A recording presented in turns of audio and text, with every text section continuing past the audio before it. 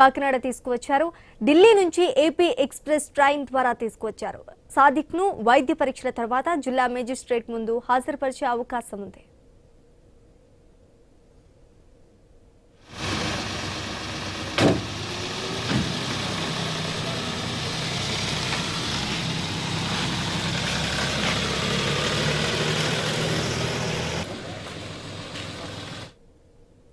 Panchayati Raj AE Nookaraju family ఆత్మహత్య కేసులో arrest అయిన సాదిక్ ఖాన్ ను కాకినాడ తీసుకువచ్చారు.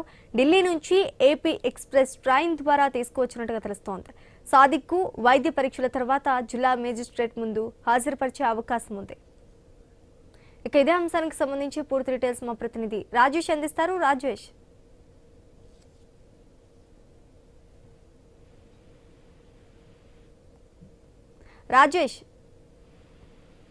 కాకినాడ జిల్లాలో దీనికి సంబంధించి ఎవరైతే పంచాయతీరాజ్ ఏఈ నూకరాజు ఆత్మహత్య ఘటనలో నిందితుడిగా ఆరోపణలు ఎదుర్కొంటున్న సాదిక్ ఖాన్ వారు 5 రోజులుగా 10 బృందాలుగా కూడా గాలింపు చర్యలు చేపడుతున్న నేపథ్యంలో ఢిల్లీకి సంబంధించి ఢిల్లీ బోర్డర్ అనే యూపీ మరాఠ్లో వారిని పట్టుకున్న పరిస్థితి. అక్కడి నుంచి కూడా ఏపీ ఎక్స్ప్రెస్ ట్రైన్ ద్వారా కూడా కాకినాడ జిల్లాకి తీసుకొచ్చిన పరిస్థితి. అయితే దీనికి సంబంధించి వీరికి అంటే ఎవరైతే రైఫిల్ షూటర్ సాదిక్ ఖాన్ వల్లే తన అల్లుడు చనిపోయాడంటూ, తన కొడుకు చనిపోయాడంటూ కూడా వారి తండ్రి వెంకటరెడ్డి ఇచ్చిన ఫిర్యాదు మేరకు సర్పవరం పోలీసులు కూడా కేసు నమోదు చేశారు. మరోపక్క ఏఈ నూకరాజు తన కుమార్తె సౌజన్య కూడా లేఖలో కూడా పేర్కొన్నారు. అయితే ప్రధానంగా చూసుకుంటే ఎవరైతే సాదిక్ ఖాన్ తన వేధింపులకి కారణంగానే మేము మృతి చెందినామని చెప్పి ఆ లేఖలో కూడా పేర్కొన్నట్టయితే తెలుస్తుంది.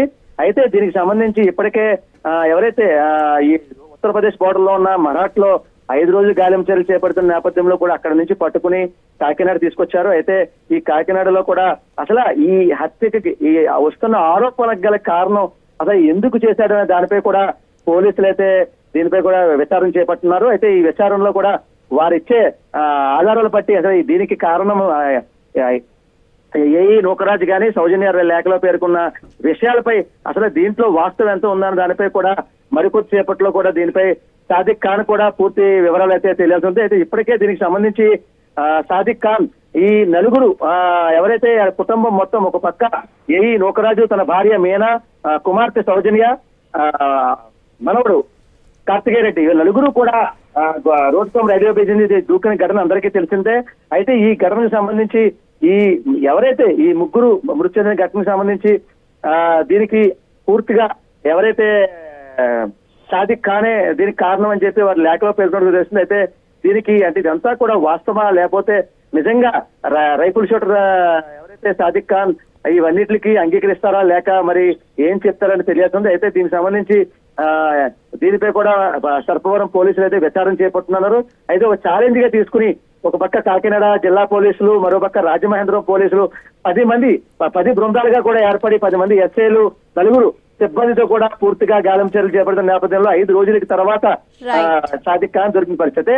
దీనికి సంబంధించి మరికొద్ది సేపట్లో కూడా పూర్తి వివరాలు తెలియాల్సి ఉంది. అయితే దీనికి సంబంధించి సాదిక్ ఖాన్ కి మెడికల్ టెస్ట్ చేయించి అనంతరం కూడా కోర్టులో హాజరుపరుస్తున్నారు. అయితే దీనికి ఈ ఘటన జరిగే పూర్తి వివరాలు అయితే ఇంకా తెలియాల్సిందని చెప్పొచ్చు.